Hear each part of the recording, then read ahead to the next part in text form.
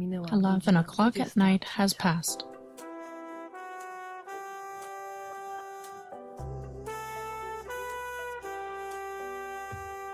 Radio 357. Good evening. Agnieszka Szwajgier at the microphone. Like every Sunday, I welcome you all on this beautiful night, and I invite you to the next meeting with classical music, old music, and an extraordinary man who will be our guest in a moment. But before I present him, I will say that today you will hear many different unique names of instruments. Renaissance instruments that were used in the olden days in Poland. These will be names such as cornemuse, shawm, rauschpfeif, cornetto, flute, traverso, shalamo. All these instruments, maybe not all of them, but we will try to make most of these instruments be heard today during the broadcast. This is because soon in our studio with us there will be a man who can make these instruments, who spends hours in his studio so that he can listen to these amazing sounds. In a minute, Grzegorz Tomaszewicz, well, what should we call someone who makes wind instruments? In a moment, we will ask Grzegorz about this. And now we will get a bit into a Renaissance mood.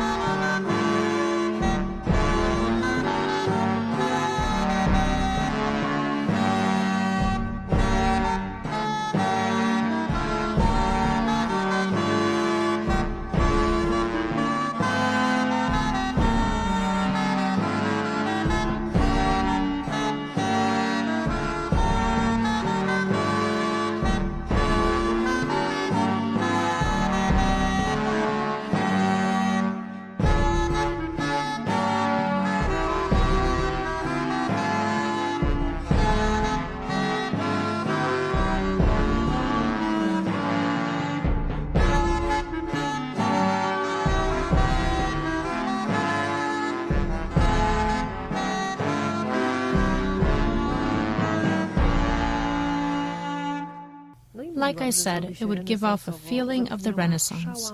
We heard a shawm, an olden-day brass instrument, which was played mainly in the open air. This loud instrument was also played at the royal courts. This instrument came from the workshop of Grzegorz Tomaszewicz. Good evening. Good evening. Tell me, what to call such a person who makes wind instruments? A luthier? A maker? An artisan? There is no term in Poland. There is no name for a man who does what I do. If someone calls me a luthier, I'd say I'm not a luthier, because the term luthier simply describes very precisely a person who makes string instruments. So I'm going to refer to you as a maker, craftsman, maybe these two words interchangeably. What does your studio look like? My workshop is quite large. But you are the only one inside. Yes, I am. It's me and my loneliness in making these instruments. I do not have employees because I have no patience to keep correcting them. These instruments are kind of a small obsession that has been with me since I was 15. I don't know why. Have you demonstrated such a passion for making things yourself already as a little boy? Do you have an artisan mind? When I was a small child, about 10 years old, I just always constructed something. We had a group of friends in the neighborhood, and, for example, I made slingshots for them, and it was great fun shooting with a slingshot. One time one of my friends almost lost his eye. I kept making bows for them. I built crossbows for them with arrows. When I was 9 years old, I was taking apart and putting back together bikes. Yeah, it somehow happened naturally. Do you remember your first instrument? Oh yes. As a young man, I played the transverse flute and the bassoon. And one day I went to London. Being a young man, I had to earn money. I was renovating houses, and that bassoon I sold. I went to French Institute, where I borrowed an album with old music, and I just felt as if someone had hit me. Suddenly, I heard that this is the music, this is the vibration that is in me. It was French music, the troubadour from the 13th century, and I knew right then and there that I wanted to play only such music. There were already early music ensembles playing here, but it was still in the early stages then. In London, with my first weekly salary, I remember I went to the early music shop and bought my first flute. My whole salary went to it. I returned to Poland. Suddenly, it turned out that other instruments were also needed. I couldn't afford it. It should be remembered that we were not earning enough in Poland then. I made the first instrument, I'm not kidding, out of the shovel handle. Truly, I did not have seasoned wood, and I came up with the idea that such seasoned wood would be in the handle of a shovel, because they must be seasoned, they must be strong. And did you make holes in it? Yes, I did. I made an instrument out of it, and toured for 3 years playing concerts on it. You performed concerts on a shovel? No. But it played, it had just do, re, mi, fa, sol, right? It had all the sounds, right? Yes, of course. I made a professional instrument. Anyway, this instrument was liked by my colleagues so much that I started receiving orders. Wow, so you probably keep the shovel somewhere. You certainly didn't throw it away. Well, I do have this first instrument, yes I do. But tell me one thing, because there was a moment when your life took a turn. You were a musician, you played, you toured around Europe. What happened that you decided to leave all this and chose to build instruments regardless? After all, you had your band that toured. I had great colleagues in the band, and one of them was a lady. At one point, we had a tour of 30 concerts within a month around all of Poland. It was winter, we were returning from Zgorzelec, from the last concert. Everyone was just on such an adrenaline rush that we had a great tour, that we played cool concerts. Then I notified my friends that I'm leaving, and leaving the band to them, that they are free to use all the materials as well as the band's brand name, because I just want to do something else in my life. It is to make these instruments. I was already making instruments at that time, but I wanted to focus solely on it. But were you not sorry to leave it all?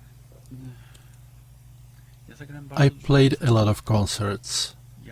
I fulfilled myself as a musician. I've done what I wanted to do, such as recording CDs, television programs, and teaching. I had about 1,000 students who learned from me. I was a director of various festivals. I realized myself as a musician. I did what I wanted to do, and I decided to do something different in my life. One of the makers, builders of instruments from the Netherlands, confessed that when he was making one of his first instruments, it was a cornetto. We can tell you that this is a former wind instrument popular in Italy, resembling in sound a bit that of a trumpet. He admitted to me that when he made one of his first cornettos and had to give it to the client who ordered it, he slept with this instrument that night before parting with it. I'm curious, have you ever had a similar experience of not wanting to give it away? I've never had such extreme stories to sleep with an instrument. However, yes, people who do such work are quite eccentric. This is accompanied by great emotions. Maybe not the ones with sleeping, but I experience it in a slightly different way. So how was it for you? First of all, in my case, when I was 15, I couldn't play any instrument. In my family, a few people played instruments, but I couldn't. I dreamed of flutes. I simply dreamed that I played flutes. Complete obsession. But you must have seen something in some kind of movie. Exactly. This mystery has stayed with me all my life, because these were persistent dreams that kept returning, that I touched the flutes, that I played them. In the end, one of my colleagues took pity on me, and he bought one somewhere, just got an old 19th century transverse flute made out of ebony wood. He gave it to me, and it was the most beautiful day in my life. Later, there were obviously more of them.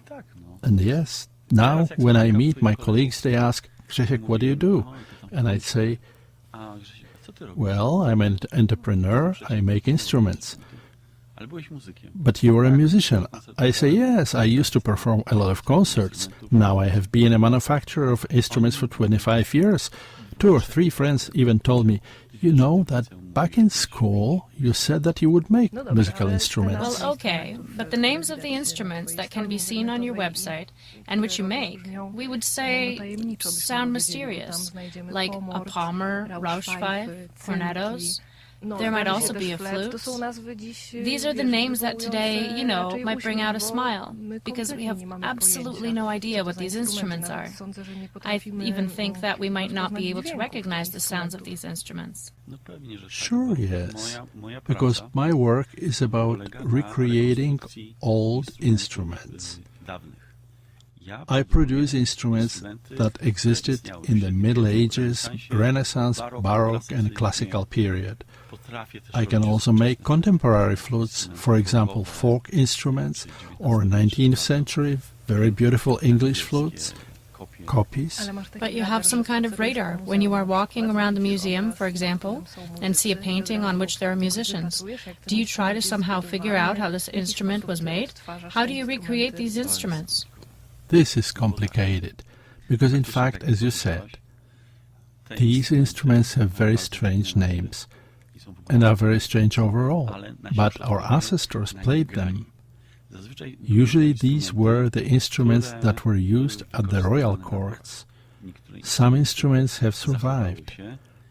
There are original instruments in museums, and frankly, very often it so happens that there are drawings in these museums, detailed drawings on how this instrument is made. There simply are some dimensions described. Well, yes, but dimensions are not everything. To make instruments you need to have a lot of knowledge from various fields. You have to know metalworking, woodworking, chemistry, and have an imagination. Even if we have such accurate plans, we are not sure if it will result in a good instrument, because these flutes, throughout all these centuries, to our modern times, have undergone smaller or greater distraction or deformations. Therefore, a man like me must know where to improve this instrument so that it plays the way it did, for instance, in the 18th century. In a moment, Grzegorz will tell us what the process of the woodwind instrument master who built the instruments looked like. But among the instruments you make, we mentioned this name, cornemuse. Now I would like to invite you to listen to the sound of this instrument. Well, now we can hear it. This is not a cornemuse yet. For now, it's a lute, and in a moment, here it is.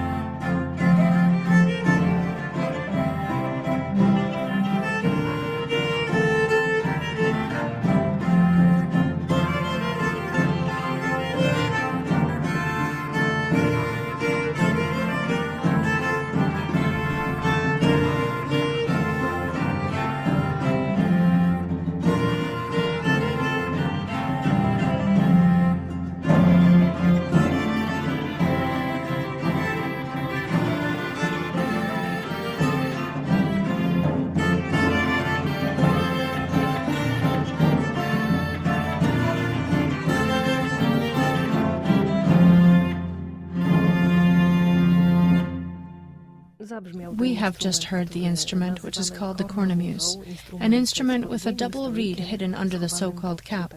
One plays this instrument by blowing the air inside. It has holes for the fingers, so we play it by letting the air in and covering the holes. Simply put, it's just that. In the studio we have Grzegorz Tomaszewicz, the woodwind instrument maker. The process of making these instruments alone seems to be fascinating. But tell me from the beginning, where do you start? What is the very first step?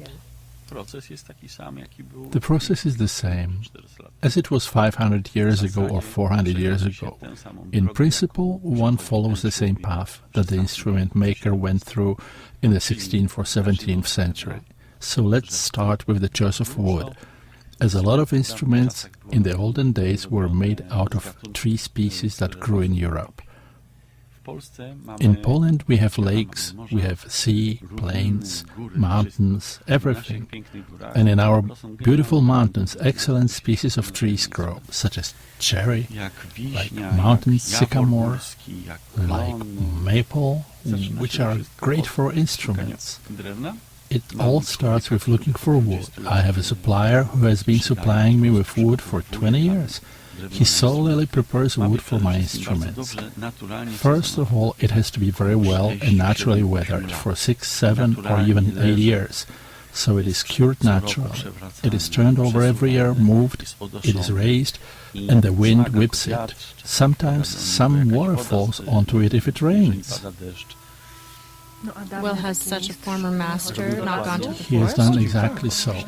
He walked, yes, of course, yes. I have it easier here.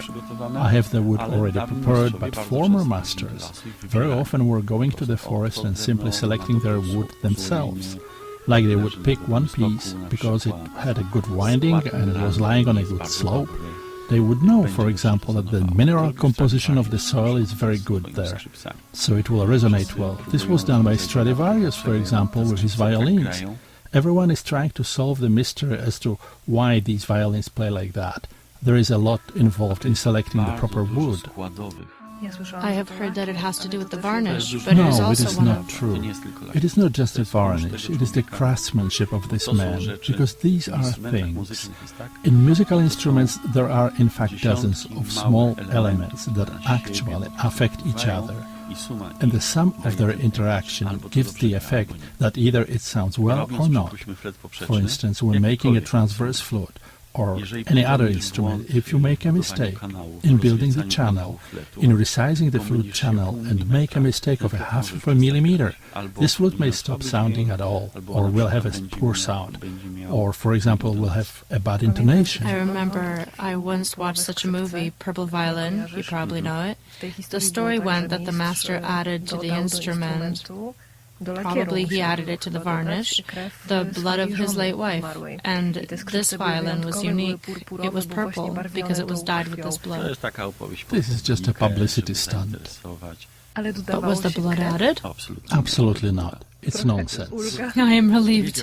He knew how to advertise the violin, because this is a trade too. It must be remembered that in addition to this great pleasure of mine, I still have to be able to sell these instruments and interest How musicians in much time them. does it take for you to make such an instrument? How long does it take? About a month, 1.5. First you shape it, then you drill holes for the lips, holes for the fingers. Some flutes have flaps, some have no flaps.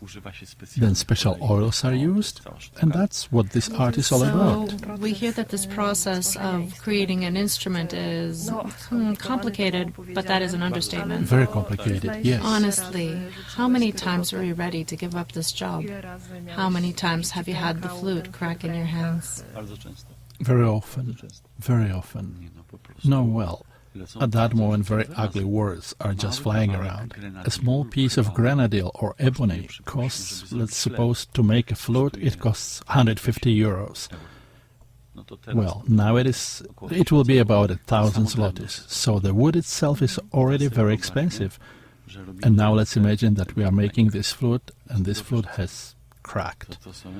It can be only thrown away. These are emotions. It is especially when there is an exceptionally beautiful piece of wood that has, for example, already produced a good sound. Suddenly something happens that, wow, it broke. It is just annoying, yeah. And here is where nature messed up, because when a man reaches his highest, greatest potential, because he has the knowledge, skills, and now it is all dying. It makes no sense. What do you feel when you hear your flute playing somewhere at the concert? Do you get recordings? What can it be compared to? Oh, well, it is like always... It is always a reward, a very nice reward. To hear your instrument in the hands of a good musician, to know the path of this instrument that I was talking about earlier. So I just bring wood out of the mountains and later an instrument is made of it. It is somewhat fairy tale-like, you can say. And later on the stage the musician plays the concert and there is a strange reaction. Firstly because he plays beautifully, but secondly because of people are sitting and listening to his music and it affects them. This whole process, from the forest, later making the instrument in solitude, a great deal of concentration as not to make mistakes. Later it goes to the musician and then people can be full of admiration. These are emotions. We convey emotions through instruments.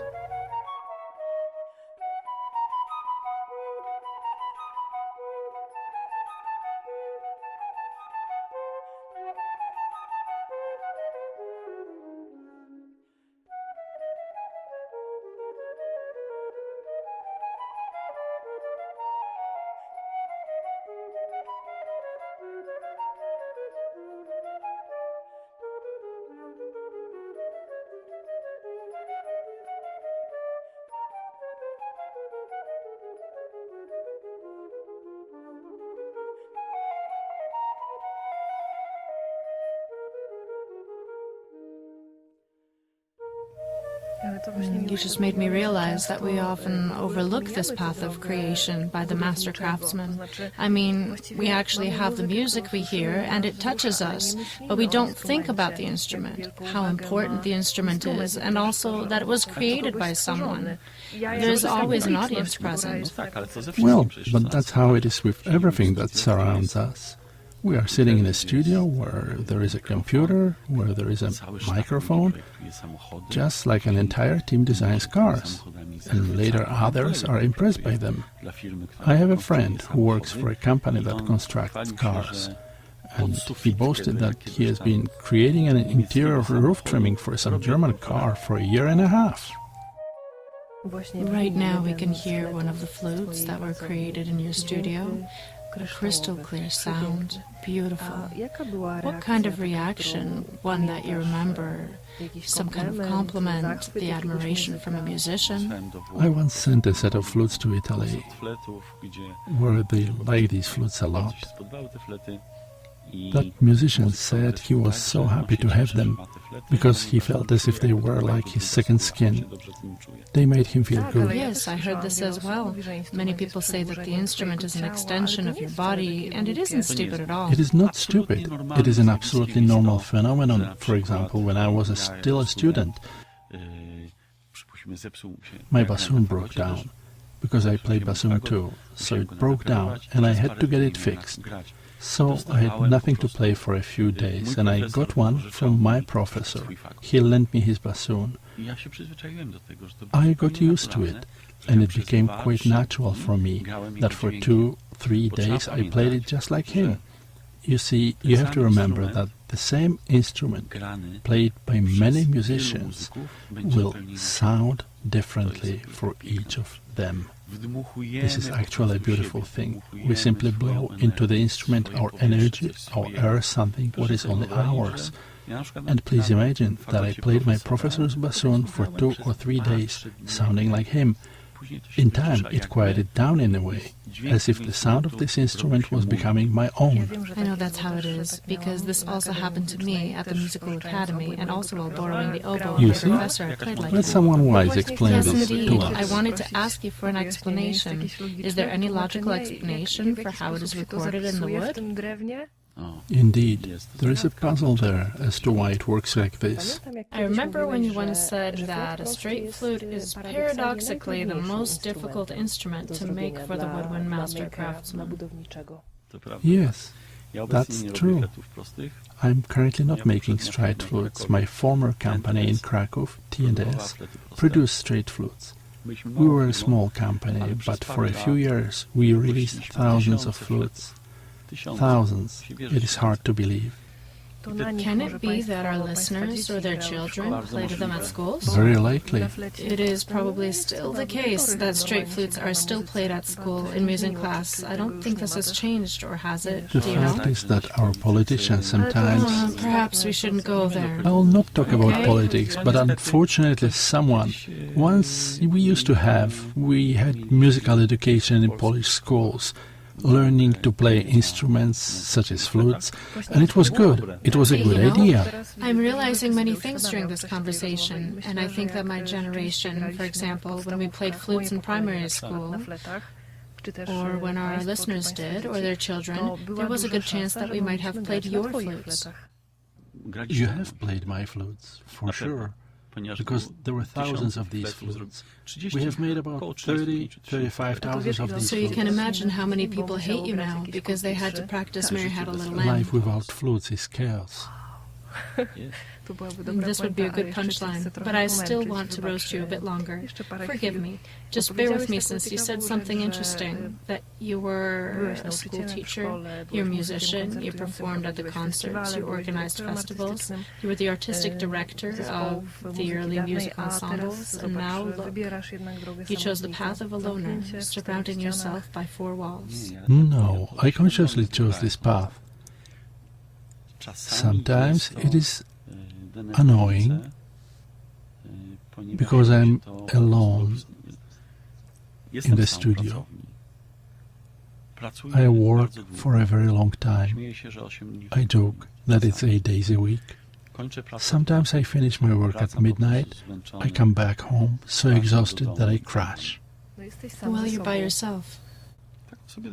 I chose this way. It suits me. The fact that I am alone and doing something is, I'll say it this way. Yes, this type of concentration is a little bit addictive. The concentration is so intense that you could say the air sparks around when you work. For example, I made a very complicated early Baroque flute for one fluteist. It is called Assisi, named after a place in France. It has very complex construction. It takes a lot of concentration to make one. You said the air sparks? Yes, it sparks. It sparks because you have to be focused so much. That is why this loneliness very rarely gets to me, because I just don't think about it, because I don't have time. I simply have to get certain things done. When people go to the shooting range, I imagine that this is a place where you can paradoxically disassociate, even though you can hear bangs around you, just like the noise of your machines. Your focus must be so great that you can't think about anything else. Yes, yes, that's it. Oh yes, that's what it's like. Maybe this is some kind of reset. That's how I imagine it, you know. I can't allow this to happen. While working with machines, I cannot think about other things, because these are machines. If I make a mistake, then this machine can injure me. Many people forget about that. But sometimes, yes, sometimes I have crises, and then I just have to do something else. It works for me. I wait for the holidays to just go to Italy and stroll around a bit. That's where I feel best. Thank you very much for this pleasant conversation. It's time to go to sleep. It's late. Let's do so.